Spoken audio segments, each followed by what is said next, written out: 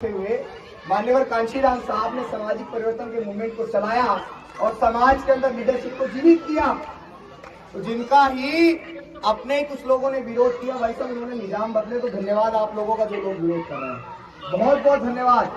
मैं तो आप सभी को सल्यूट करता हूं कि मेरे जैसे 22 साल के नौजवान के हौसले को ना बढ़ाकर आपने उसको रोक कर उसके हौसले को दुगना कर दिया है।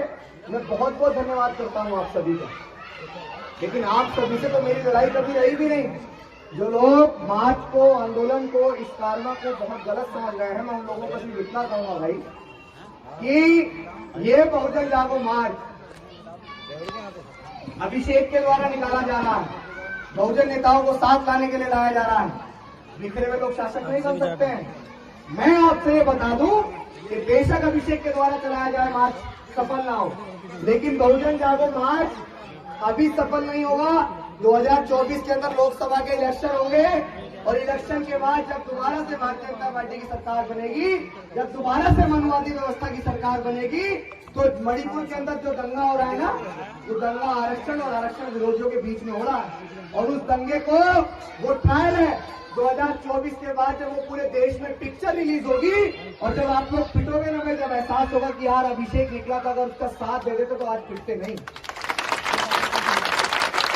और कल को आपकी आत्मा और आपकी रूह आपको कचोटेगी कि 22 साल का एक नौजवान एक सच्चे आंदोलन को लेकर निकला था। हम लोगों ने उसका साथ तो नहीं दिया, लेकिन उसके पैरों को खींचने का काम जरूर किया। जब आपकी आत्मा आपको कचोटेगी, जब आपकी आत्मा, आपकी रूह आपसे सवाल करेगी कि यार उस समय वो व्यक्ति बिना किसी बैनर, बिना किसी झंडे के निकला, ये नौजवान बेवकूफ है क्या? कोई और बना के ले जाए ना इनको बेवकूफ। बहुत लोगों ने रोकने का प्रयास किया, रुके क्या लोग? मेरा आंदोलन सच्चा है, मेरा आंदोलन पवित्र है और पवित्र आंदोलन किसी के रोके से नहीं रुकते हैं। हम तो अपने नेताओं को स्थापित करने की लड़ाई लड़ रहे हैं और अपने नेताओं को स्थापित करेंगे। मुझे यहाँ सिद्ध करने की जरूरत नहीं है कि मैं किस पार्टी का हूँ और किस पार्टी का नहीं हूँ। मेरा चेहरा ही ये बताता है कि मैं किस व्यक्ति के संरक्षण में काम करता हूं। मेरा चेहरा ही बताता है कि मैं किसको आगे बढ़ाने के लिए काम कर रहा हूं। मुझे अपनी जुबान से कहने की कोई आवश्यकता नहीं है। और जो लोग ये सोच रहे हैं, जो एक पेड़ की तनी है ना, तनी झड़ जाती है, मैं तो उस जड़ के साथ रहा हूं भाई। मैंने उस जड़ के साथ आंदोलन की शुरुआत करी, तो जड़ तो सीधे हो जाएगी। समय है,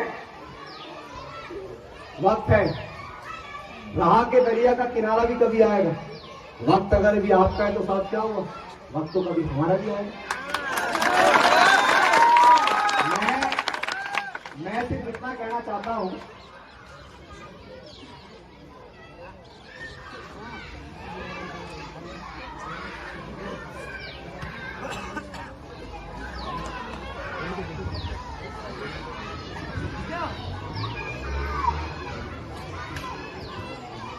आपको ठोकरें ना गिरा पाएगी, वो आपको ठोकरें ना गिरा पाएगी, आपकी मेहनत ना हरा पाएगी, वो आपको ठोकरें ना गिरा पाएगी, आपकी मेहनत ना हरा पाएगी। आपके पास जिद जीत जाने की हो तो हार भी आपको ना हरा पाएगी, तो हार भी आपको ना हरा पाएगी। हो इस तरह हौसले आजमाया करो, मुश्किलें देख कर मुस्कुराया करो, इस तरह हौसले आजमाया करो, मुश्किलें देख कर मुस्कुराया करो। सोने वाले भले कम ही खाया करो। अपने बच्चों को लेके पढ़ाया करो, अपने बच्चों को लेके पढ़ाया करो। यहाँ सच ये है कि आज समाज के दो बहुत बड़े लीडर हैं। आवश्यकता खुल के इसलिए कहने की पड़ रही है क्योंकि जरूरी भी है। बने बहन जी और एडवोकेट चंद्रशेखर आजाद। चंद्रशेखर आजाद जी और उनके लोहे को, उनकी पावर को आप सब लोग अच्छे से जानते हैं, मुझे बताने की जरूरत नहीं है। तालियां मार के बताओ एक बात।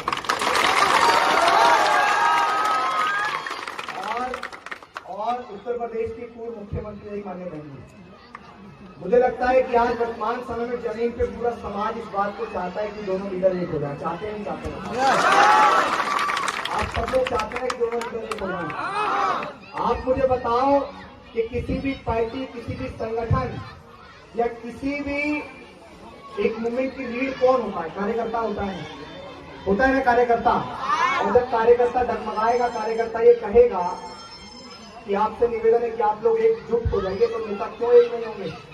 प्रयास तो कीजिए ना। हम लोग प्रयास नहीं कर रहे हैं और कहते हैं कि ये काम होगा ही नहीं। ऐसा कोई काम है जो नहीं हो सकता है? बाबा साहब अम्बेडकर ने गले से हांडी और पीछे से झाड़ू उतार दी। 6000 सालों की गुलामी बाबा साहब अम्बेडकर ने खत्म कर दी। जिस महिला को घर में से चौका बर्तन करने का अधिकार था, उस महिला को आज एसडीएम, डीएम, सीएम, पीएम तक बनाया बाबा साहब अम्बेडकर के संविधान ने। जब बाबा साहब अम्बेडकर इतना बड़ा व्यवस्था परिवर्तन कर सकते हैं, तो हम इन दोनों नेताओं को क्यों एक नहीं कर सकते यार? हम इन दो नेताओं को क्यों एक नहीं कर सकते? हमें पता है ना यार कि इन दोनों की राजनीति आज इन दोनों के बिना सफल नहीं होगी। ये बात मैं और समाज बहुत अच्छी तरह से जानता है। तो यार अभी फिलहाल 2024 के लोकसभा के इलेक्शन से पहले अपनी पार्टी और पॉलिटिक्स और नेताओं की कट्टरबंदी को डिसाइड करके इस सामाजिक परिवर्तन के मूवमेंट का साथ दीजिए ना यार। देना पड़ेगा। मैंने बताया था ना कि पिट के अगर जागे तो वो जागने का कोई फायदा नहीं है ना, उससे पहले जाग जाओ, वरना तो फिर तैयार हो जाओ लड़ने के लिए। भाई कोई मौका ही नहीं मिला इसके बनावा। अगर लड़ोगे नहीं तो फिर तो खत्म मामला। लेकिन अभी मुझे लग रहा है कि आप लोग सारी चीजों में अपना ध्यान न लगा के नेताओं को इतना मजबूर कर दो, इतना मजबूर कर दो कि वो साथ आने पर मजबूर हो जाए। समाज से बड़ा नेता है क्या? समाज से बड़ा है कोई नेता? किसने बनाया नेताओं को? समाज में। इस मूवमेंट से बड़ा है क्या नेता? बाबा साहब अम्बेडकर की विचारधारा से बड़ी है क्या कोई नेता? तो जब ये मूवमेंट, ये विचारधारा और ये सारी चीजें डूब जाएंगी, उसके बाद क्या फायदा आपके जागने का? इसीलिए निकला हूं कि आप लोग एकजुट हो जाइए।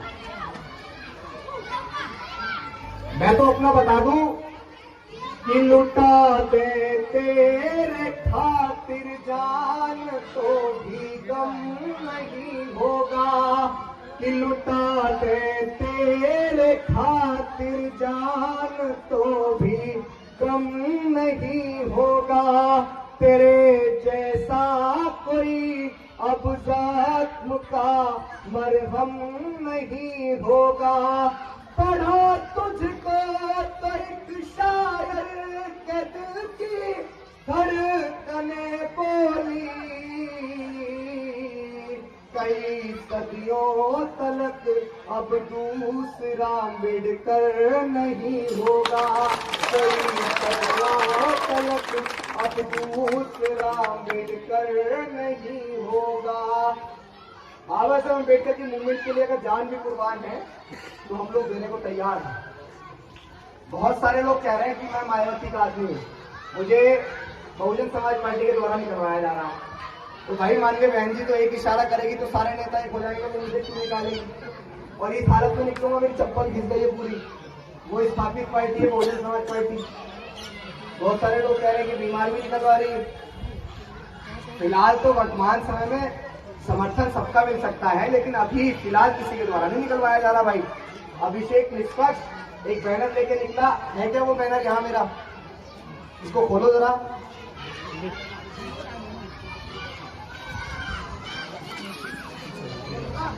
देखो इस पे क्या लिखा है? जय भीम, जय भारत, जय मंडल, जय संविधान इंकलाब जिंदाबाद।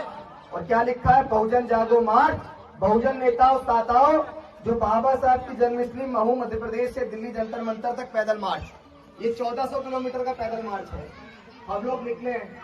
मैं तो बढ़िया एकदम गाड़ियों में काफिले में जाता था, सब लोग जानते हैं, मंचों पे जाता था, अपनी स्पीच देता था और अपने होटल में रुक के अपने घर चला जाता था। जमीन पे इसलिए उतरा कि आज बहुत बड़ा नौजवान वर्ग मुझसे अटैच है, तो क्यों ना इसका एक फायदा उठाया जाए, क्यों ना जमीन पे उतर के समाज को एहसास कराया जाए कि आपस में लड़के आप लोग कभी कामयाब नहीं होते हैं। हम लोग एकजुट रहेंगे तो कामयाब रहेंगे। हमारा मूवमेंट एक है, हमारा लक्ष्य एक है। हम लोग इस देश के हुक्मरान बनना चाहते हैं, तो बिखर के क्यों हुक्मरान बन रहे हैं? बताइए ना साहब, बिखर के क्यों हुक्मरान बन रहे हैं? महू से निकला, ये भी नहीं पता था कि आगे कैसे निकलूंगा। एक गाड़ी भी नहीं थी हमारे पास, तो गाड़ी में तेल लगाने को पैसा भी हमारे पास नहीं था। मात्र 17,000 रुपए अपने घर से लेकर निकला। और आपको लगता है कि मात्र 17,000 रुपए में वो महू से मुरैना तक पहुंच जाएगा मार्च? किसने पहुंचाया पता है? आप सबने पहुंचाया, समाज ने पहुंचाया। 10-10, 20-20, 100-100, 500-500 रुपए का चंदा किया और समाज ने गाड़ी के तेल का खर्चा भी दिया और हम आगे बढ़े। आप मुझे बताओ कि अभिषेक अगर सोशल मीडिया में पैसा मांगे तो क्या लोग पैसे नहीं देंगे? मांगे क्या अभी तक? सोशल मीडिया पे मांगे? नहीं मांगे ना, क्योंकि जितनी मुझे आवश्यकता है उतना आप तमाम लोग दे देते हैं, उससे और आगे बढ़ जाते हैं। देखो, यहाँ मंच है, एक बात मैं कह दूं, अभी तो नेताओं को एक करने के लिए संघर्ष करो। मुझे अपने संघर्ष में पूरा विश्वास है कि हम लोग अपने नेताओं को जरूर एक करेंगे, जरूर एक करेंगे। आप लोग हाथ उठा के बताओ कि मेरा इस संघर्ष में साथ दोगे या नहीं दोगे? मेरे संघर्ष में मेरा साथ निभाओगे या नहीं निभाओगे? बहुत सारे लोग आपको कहेंगे कि अभिषेक तो ऐसे अपना चेहरा चमकाने निकला है, उनकी बातों में तो नहीं आ जाओगे आप। आपका भाई महज आपके इस सहारे से निकला है और आपके सहारे से ही घर तक जाएगा। मैं यहाँ तक भी पहुंचा हूँ। मैं समाज के तमाम लोगों से कहना चाहता हूँ कि आप बड़े भाइयों के एप्रिसिएशन की मुझे आज आवश्यकता है। आप तमाम लोगों ने जो संघर्ष किया उससे जो आपको सबक मिल रहा है, मुझे उस सबक की आवश्यकता है। आप मेरा साथ दीजिए, समर्थन कीजिए। अगर आपको लगता है कि मुझसे बेहतर इस मूवमेंट को कोई चला सकता है तो अभिषेक अपनी भीड़ की आखिरी कतार में खड़े होकर चलेगा, आगे आप चलिए, लेकिन इस मूवमेंट को कम से कम चलाइए तो सही। जो मूवमेंट मान्यवर कांशीराम साहब 2006 अक्टूबर को छोड़कर चले गए, उस मूवमेंट को चलाइए तो सही। समाज को एकजुट करने के मूवमेंट को बढ़ाइए तो सही। देखिए, जो लोग आज कह रहे हैं, मैं नाम ही लेके कह दूं, वो विवेक देबरॉय करके है कोई, वो ये कह रहा है कि संविधान को बदलना चाहिए। अब अगर संविधान बदला तो हम खत्म, हमें सारे अधिकार काहे से मिले भाई? संविधान से। मेरे से व्यक्ति को फ्रीडम ऑफ स्पीच मिली काहे से? संविधान से। आज हम लोग इतना बढ़िया मार्च वहां से निकाल के आए, किसकी बदौलत? भारत के संविधान की बदौलत। अगर तुम लोग संविधान को बदलने की बात करो तो एक बार दिमाग में उतारने या तो मार देंगे या मर जाएंगे, लेकिन संविधान को बदलने के लिए याद रखना। अगर किसी के दिमाग में ये मुखालता है तो वो मुखालता निकाल देना कि हम अम्बेडकरवादी हैं बेटा,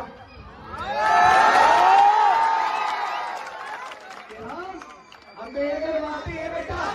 मैं ये बात तुमको कह रहा हूं, जो लोग भारत के संविधान को बदलने की बात कर रहे हैं, जो लोग भारत के संविधान को खत्म करने की बात कर रहे हैं, कि हम अम्बेडकरवादी हैं बेटा, कि हम अम्बेडकरवादी हैं बेटा। जिस दिन औकात पे आ गए ना तो तुम्हारी सारी गर्मी झाड़ लेंगे।